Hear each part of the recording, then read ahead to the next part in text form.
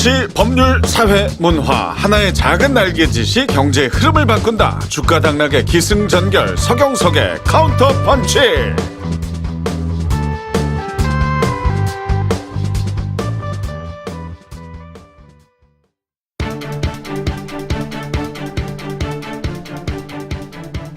누구도 피해갈 수 없다. 평생을 따라온다. 죽음과 세금은 절대 피할 수 없다. 서경석의 카운터펀치 2부에서는 소득의 유무와 상관없는 간접세에 대해 알아봅니다. 소득 없어도 내는 세금, 그 궁금함을 풀어봅니다.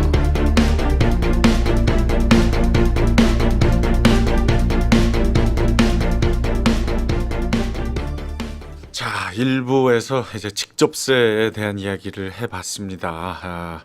정말 부디 우리 청취자분들 모두가 물론 세금 많이 내는 분들이 합당한 세금을 내고 있다라고 제가 말씀드리는 건 아닙니다만 다 부자 돼서 세금 많이 내면서 좀 불평할 수 있는 그런 구간으로 다 옮겨가시길 바랍니다. 네. 그러려면 이제 이만중 과장과 강민 팀장 같은 분들이 도움을 많이 주셔야죠.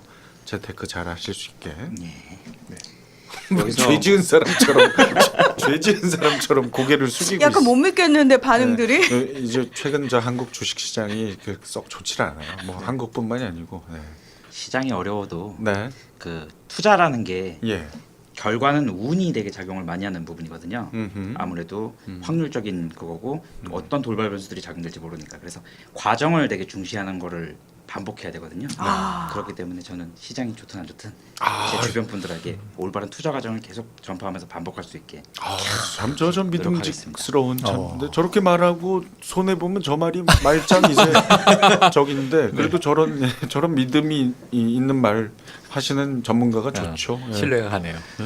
지금 강민 팀장의 그 말씀은 그 과정 있죠? 그 과정을 그 공부하지 않고 고민하지 않고 투자하는 습관을 좀 공부하고 고민하는 그런 이제 투자 습관을 가지라는 얘기입니다.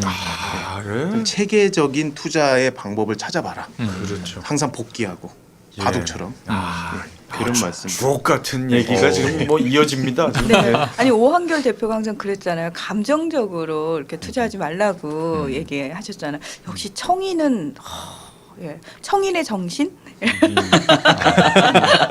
KB도 같은 정신? KB는 그렇죠. 국민 자, 이제 2부 간접세에 대해서 짧게 좀 이야기를 나눠볼 텐데요. 우리 최영일 평론가께서 네네. 간접세 좀 개념 간단히 좀 설명해 간단합니다. 주시죠. 직접세 얘기를 쭉 했는데 직접세 외에 간접세라는 게 있더라. 그럼 예를 들면 이런 분이 계실 거예요. 이 듣는 분 중에 안타깝지만 난 지금 직업이 없다. 취준생이다. 그런데 나는 그럼 이제 세금 내고 싶다. 그분들은 세금 안 내느냐? 내고 있다는 겁니다. 간접세의 의미는 그거예요. 간접세는 왜 이름을 간접세라고 하냐면 직접세는 세금의 주체인 이 납세 의무자가 직접 세금을 내는 거예요. 이게 직접세.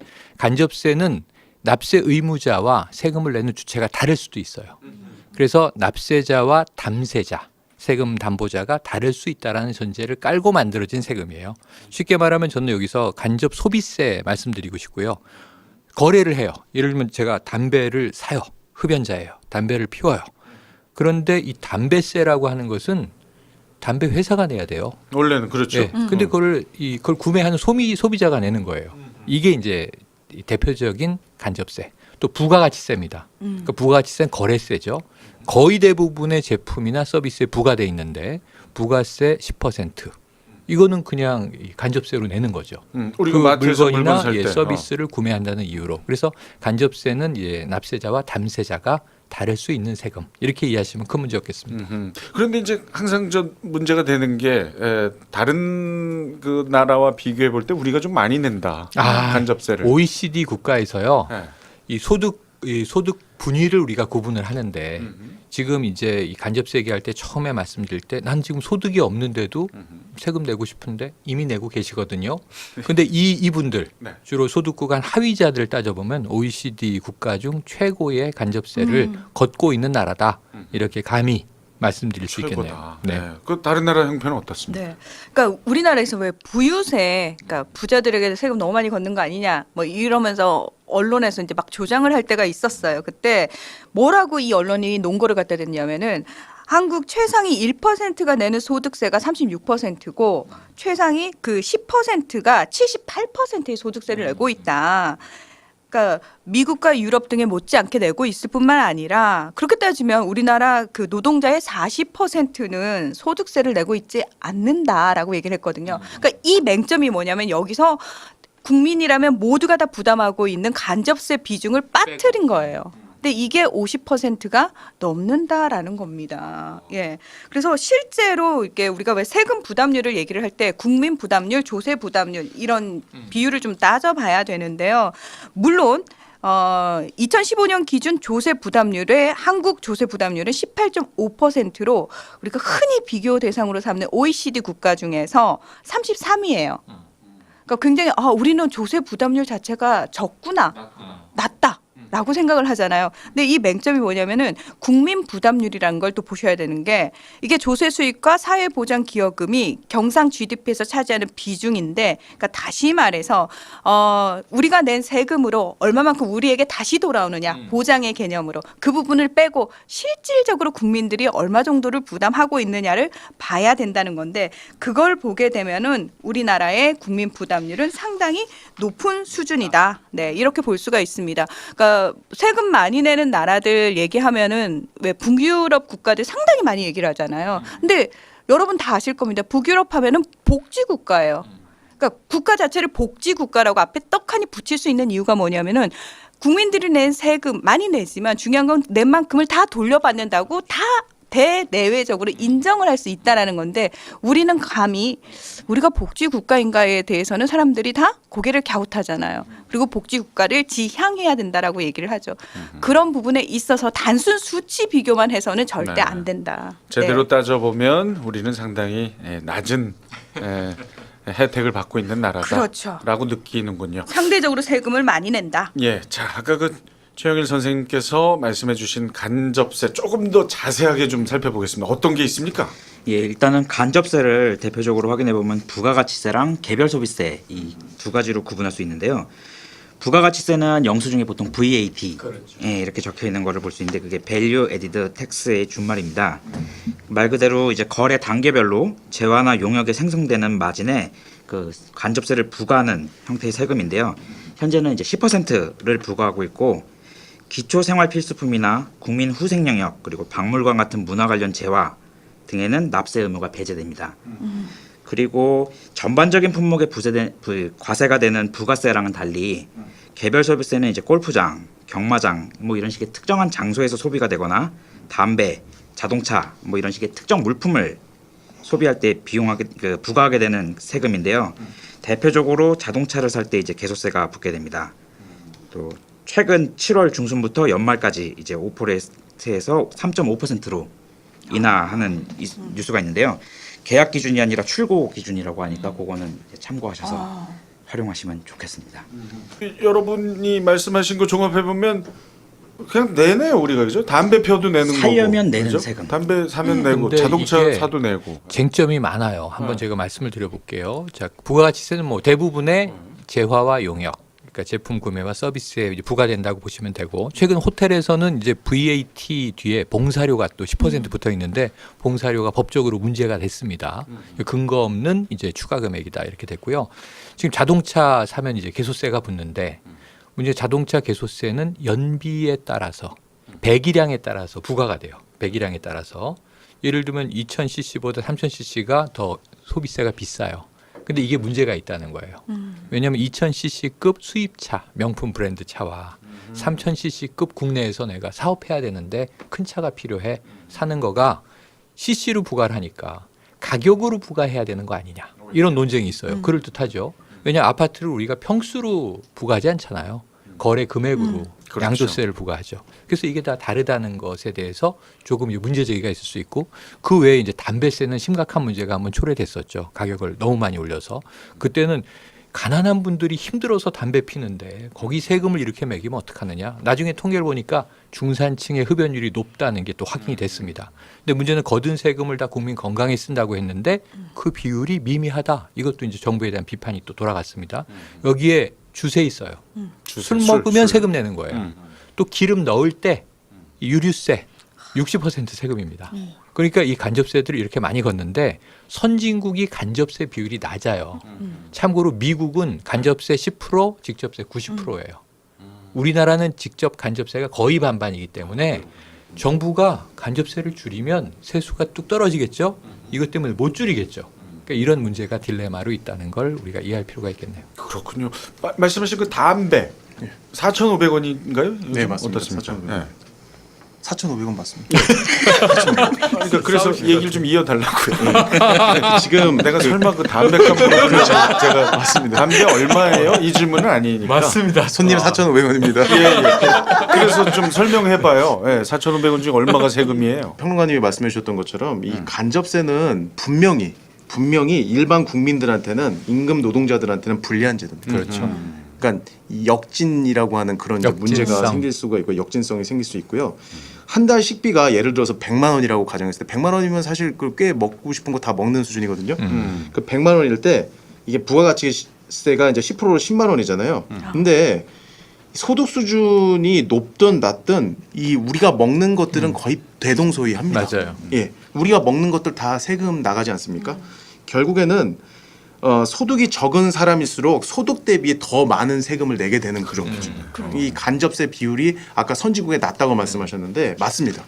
지금 그 OECD 국가 중에서 조세 수입 대비 부가가치세 이 간접세 비율을 보게 되면 헝가리가 40%로 1위고요. 2위가 그 이제 과잉복지로 이제 망할 뻔한 그리스 이게 이제 36%, 우리나라 32%입니다. 그런데 말씀하셨던 일본, 미국은 몇 프로일까요? 반 정도는 아니고요. 19%밖에 안 됩니다. 예. 그러니까 상당히 간접세 비율이 낮다는 거죠. 그러니까 이런 부분이 좀 나중에 문제가 될 가능성이 저는 있다고 생각을 하고요. 우리가 자주 먹는 맥주, 소주 요게 이제 주세 세율이 72%예요. 세금이 72%. 세금 덩어리를 마시고 있었네 우리가. 정말네요. 그렇죠. 막걸리 몇 프로일까요? 음. 막걸리. 막걸리는 좀 싸지 않나? 그렇죠. 5%밖에 안 돼요. 그죠? 맥주 5%. 다 우리가 막걸리를 먹는 그 바꿔야겠구만. 매실주 이런 거 30%입니다. 30%, 청주 30%. 소주하고 맥주는 72%. 그러니까 애국하는 거예요. 소주 많이 먹으면. 거기다 소맥으로 드시면 그죠. 어유 뭐 새우는 똑같으니까 뭐 섞어 드시든 뭐 어떤 72% 혼나 이렇게 생각을 해주시면 좋지 않을까 싶습니다. 어마어마한 세금이 붙어 있네요. 이렇게 실제 물건을 가지고 설명을 해주시니까 확 와닿는데, 자 그러면 이제 문제는 이런 것들이 이 서민 경제에 어떤 영향을 미치냐. 네. 네. 네? 말 그대로 애국하겠다 하고 마시면 그러네요. 상관이 없는데 그렇게 받아들여지지 않는 게 문제인 거잖아요. 그러니까 이게 지금 말씀 들으시면서 내가 그럼 평소에 그렇게 특별히 애국자는 아니었는데 참 많은 애국을 하고 있었구나라고 전 느끼시잖아요. 미스터 선샤인이었어요. 난 몰랐네. 제가 유진초인지. 아니 그러면은 상식적으로 생각해 봤을 때 우리가 흔히 그러니까 제가 예전에 봤던 다큐멘터리 중에서 제일 감명 깊었던 게 뭐냐면은 왜 사회 기부를 하고 왜 사회에 무언가를 돌려주려고 노력하느냐라고 했을 때 그 분이 뭐라고 얘기를 했었냐면 왜냐하면 나는 이 사회 속에서 사회 구성원으로서 내가 경제 활동을 할 수 있고 내 자아 실현을 할 수 있기 때문에 이 사회로부터 받은 거에 의해서 내가 무언가를 얻었다면 당연히 이 사회 속으로 돌려주는 게 맞다라고 얘기를 하는 거예요. 그래서 분명히 내가 지금 경제 활동을 하고 있는 많은 이유가 이 사회 구성원이기 때문에 가능한 거잖아요. 자, 그렇게 따지면은 이 사회로부터 가장 많은 소득을 얻는 사람들은 당연히 많은 걸 돌려줘야 되는 게 너무 상식적인 얘기잖아요. 근데 간접세 비중이 높다라는 걸 어떻게 이해를 해야 할까? 그러니까 돈을 너무나 차이나게 벌고 있지만 우리가 소비하는 데 있어서 내는 세금은 똑같다라는 게 상당히 불평등한데 그 이유는 이 정부, 그러니까 권력을 잡은 사람들 입장에서는 간접세가 조세 저항이 적기 때문에 올리기가 굉장히 편하다라는 거죠. 내는지 모르니까. 그렇죠. 내는지 모르게. 예. 그러니까 오히려 부자들이 적게 내는 구조를 만들어가고 있는 거기 때문에 빈익 부인, 부익부 이 격차가 더 심해지게 되는 건데 우리가 흔히 왜 이런 그 간접세는 부가세, 개별소비세, 교통세, 주세, 증권거래세, 인지세, 관세들 다 해결되잖아요. 근데 사실은 이게 소비에 비례해서 과세가 되기 때문에 저소득층에게는 오히려 이게 족세가 되는 상황이 돼버리고 그렇죠. 세금 부담이 더 큰 역진성이 나타나게 되는 건데요. 그러니까 많은 중산층 가구들은 그러니까 계산을 했을 때 평균적으로 100만 원 정도의 세금을 간접세로 더 내고 있는 거래요. 그렇죠. 이 조세 형평과 관련해서 참 바람직하지 않은 바람직하지 상태네요. 않죠. 지금 네. 역진성이라는 단어가 많이 등장하면 문제가 있는 거예요. 역진성이라는 게 원래 취지대로 정말 많이 번 사람이 많이 기여하고 사회에 또 적게 번 분은 적게 기여해서 그게 이제 사회의 양극화를 해소하는 쪽으로 정부가 세수를 쓰면 제일 좋은데 그게 아니라 가난한 사람에게 불리한 세금의 어떤 세금을 걷는 구조다. 이게 이제 역진성이기 때문에 역진성이란 말이 지금 한 번씩 다 말씀을 하셨는데 간접세에 대해서는 그런 성토가 가능할 것 같은데 저는 기억이 생생한 게 70년대 박정희 대통령이 자 이제 부가가치세라는 것을 신설한다. 발표를 했던 신문 뉴스 보면서 제가 어릴 때니까 저게 뭐야 그러는데 어른들이 이렇게 광분했던 기억이 나요. 10%씩 사실상의 물가 인상 아니냐 이렇게 받아들였어요. 그때는. 부가가치세가 뭔지도 모르고 그 이후에 폐지론이 여러 번 나왔는데 정부는 폐지를 못해요. 걷던 세금을 정부 스스로 끊지를 못합니다. 제가 보기엔. 이건 뭐냐 하면 샐러리맨이 내 스스로 월급 깎는 거랑 같은 얘기예요. 그렇다면 이 국민들의 조세 저항이라든가 조세 전문가들이 이 정책을 좀 옳은 방향으로 갈 수 있게 하든가 혹은 쓰임새가 제대로 쓰이도록 하든가인데 간접세는 이게 쉽지 않아 보인다는 좀 안타까움이 있고요. 옛날에 사치세라고 불렀어요. 왜냐하면 컬러 TV가 이게 비싼 제품이었던 거예요. 그러니까 컬러 TV의 세율이 아주 셌어요. 예전 명칭이 이제 특별소비세. 특별소비세, 특소세. 예. 예. 그걸 이제 우리는 흔히 사치세. 근데 이제 이렇게 대중화됐는데 컬러 TV에 왜 이렇게 세금이 많아? 이런 식으로 이제 낮아지기 시작해서 지금 관세 얘기하시니까 어제 드라마 보니까 해외에서 명품 소비해가지고 들어오면 관세 물어야 되잖아요. 근데 그 태그 떼는 장면이 드라마에 나오던데 다 세금은 누구나 내기 싫어하죠. 부자들도. 그래도 이게 전 간접세도 내야 한다. 세금은 정해진 이상 내야 하는 것이다 생각을 하지만 우리나라가 선진국이 되려면 왜 박정희 대통령 때 얘기를 했냐면 그때는 그런 이 특별 세금이 필요했던 시절이에요. 근데 지금은 우리의 경제 구조가 선진화됐어요. 그럼 선진국의 세수 이 조세 구조로 바꿔줘야 되는데 70년대 만들어진 세금을 아직도 여전히 아무 생각 없이 걷고 있다. 요거에 좀 우리 오늘 방송이 경종을 울렸으면 좋겠다 하는 생각을 해봅니다. 네. 강민 팀장님. 예. 지금 간접세, 직접세 계속 말씀들 주셨는데 말씀 나왔던 거는 다 맞은 것 같아요. 간접세 같은 경우는 또 3대 세목이라고 부르면서 그렇죠. 예. 우리나라에서 그 세수의 3대의 그 큰 축을 차지하는 세금이기 때문에 말씀대로 정부 스스로 자기 지갑을 줄이는 행동도 하기 힘들고 또 조세 저항도 적기 때문에 상대적으로 걷기도 쉬운 방식이고 하는 부분이 있어서 그런 것 같고요. 또 그 세금이 소비자들의 그 물가, 생활 패턴 이런 거에 영향을 주는데요. 일단 소비자 물가 지수를 잠깐 설명드리자면 소비자 물가 지수는 460개 대표 품목으로 이루어져 있는데 지출 목적별로 12개 대분류로 구분을 합니다. 식료품 및 비주류 음료, 주류 및 담배, 의료 및 신발, 주택, 수도, 전기 및 연료, 가정용품 및 가사 서비스, 보건, 교통, 통신, 오락 및 문화, 교육, 음식 및 숙박, 기타 상품 및 서비스 이런 식으로 이제 구성이 되어 있는데요. 네.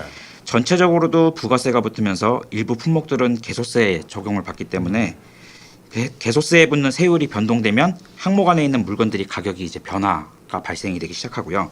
이렇게 되면서 간접세가 소비자 물가에 영향을 미치고 더 나아가서는 사람들 소비 패턴에도 영향을 미치게 되는 그런 현상을 일으킬 수 있습니다. 그 말씀 들으니까 한마디만 저는 끝으로 덧붙이고 싶은 게 예. 아까 기분 좋게 얘기해서 우리가 야 그러면 소주 맥주 많이 마시면 애국하는 거구나 이렇게 생각을 했지만 사실 이 세금들은 죄악세라고 불리는 겁니다. 담배세, 이 주세 그리고 심지어 이제 아직 적용 안 됐지만 이 영국에서 시작한 설탕세. 설탕이 몸에 안 좋으니까 설탕 못 먹게 하려면 비만세라고 네, 비만세, 이 설탕세. 이건 다 죄악세거든요. 그럼 소비하면서 벌금 내는 행동이잖아요. 그렇죠. 어찌 보면 국가가 이런 세금들을 많이 보유하고 있는 것은 좋지 않다.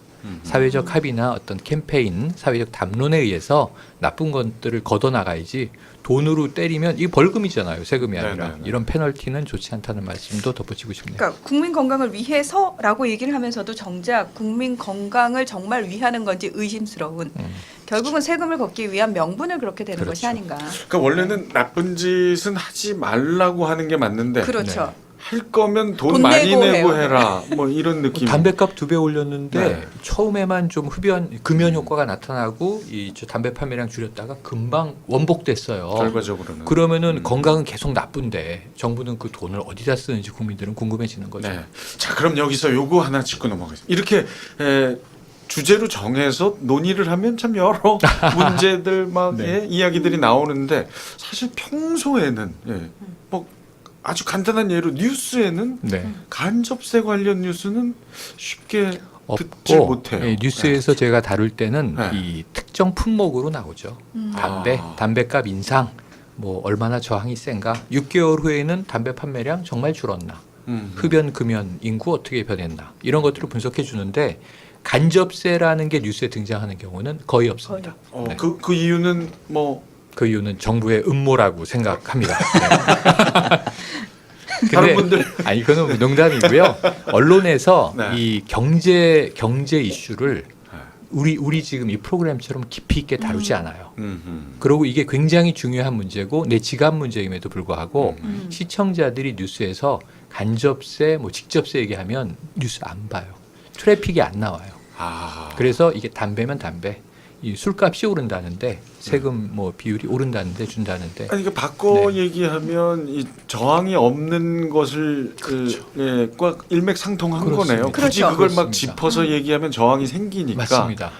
다른 네. 초점으로 이렇게 얘기하는. 대신 뭐 민주주의 시대니까 언론이 네. 그 문제를 이제 이 르포르타주라고 하죠. 심층 취재를 해서 깝니다. 그러면 이게 여론의 환기가 일어나는데 그건 특수한 경우고 간접세의 좀 광범위한 문제를 다루고 있는 뉴스는 드물다. 이렇게 말씀드릴 수 있겠네요. 네, 그 평론가님 말씀해주신 것처럼 실제 뉴스에서는 그렇게 언급되는 게 적은 형태라고 볼 수 있는데요. 그 네이버 데이터랩 검색어 트렌드 뭐 이런 걸 기준으로 살펴보면은 소득세보다는 부가가치세 검색량이 더 많고 직접세보다는 간접세 검색량이 더 높아서 국민들이 관심이 없다 내지는 뭐 언급을 하지 않고 있다라고 보기는 조금 어렵지 않을까 생각을 하고 아무래도 언론이나 이런 쪽은 기타 다루지 뭐, 않는다. 광고주들이든 뭐 정부 측이든 여러 가지 얽힌 그렇죠, 것들에 그렇죠. 눈치 맞아요. 살펴야 되고 하는 부분들이 있어서 국민은 조금은 피하고 있는 게 아닐까. 관심이 있는데 예, 네, 라는 언론은 얘기를 잘 안 다루지 한다. 않는다. 예. 저는 그 지금 이 카운터펀치 이제 애청하고 계신 이제 구독자분들한테 지금 좋은 정보를 하나 알려드리고 싶어요. 간접세 관련돼서. 예.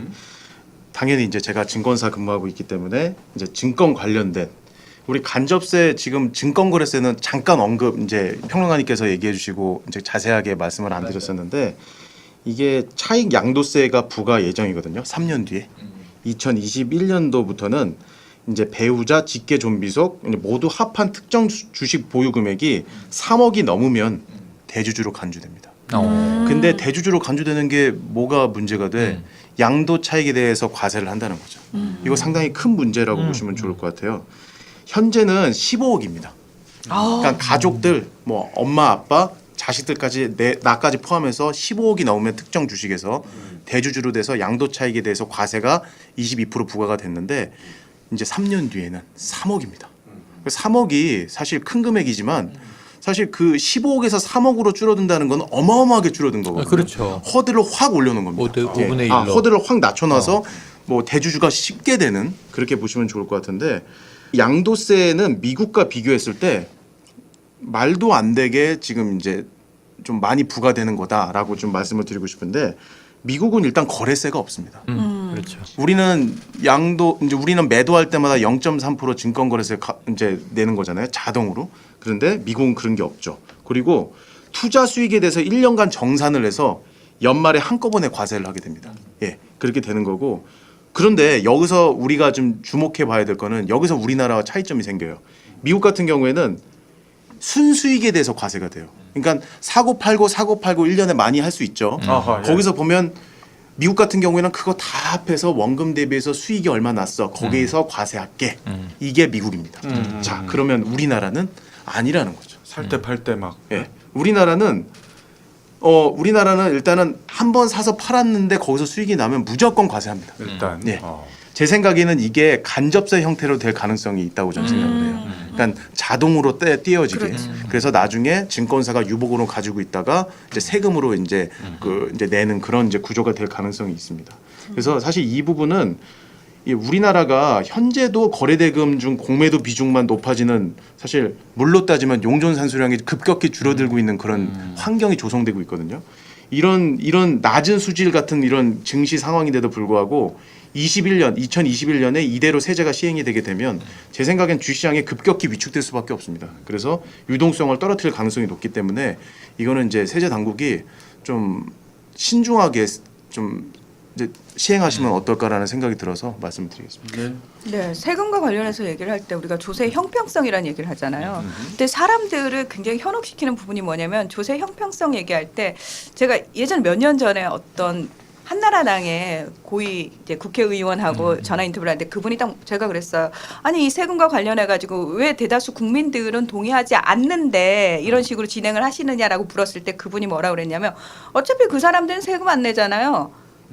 상위 1%가 우리나라 세금의 대다수를 내는데라는 얘기를 시사 프로그램에서 아무렇지도 서슴없이. 않게 하시는 거예요. 네. 저는 그때 되게 충격을 받았던 게 뭐냐면 그 말 자체가 나가잖아요. 그러면 사람들은 받아들일 때 세금이란 우리가 간접적으로 내고 있는 거에 대한 개념이 없어져 버리고 직접적으로 내는 소득세 이 수준으로 이렇게 맞아요. 많이 뭐라 그래야 되죠? 틀이 짜여져 버리게 되는 거예요. 맞아요. 소득세와 재산세를 그렇죠. 세금의 다수로 생각하는 경향이 있어요. 그래서 사람들로 하여금 내가 사실은 굉장히 많은 세금을 내면서 살아가고 있다는 사실을 자꾸 잊어버리게 만드는 그 민감도를 떨어뜨리는 행동들을 하고 있다라는 거죠. 네.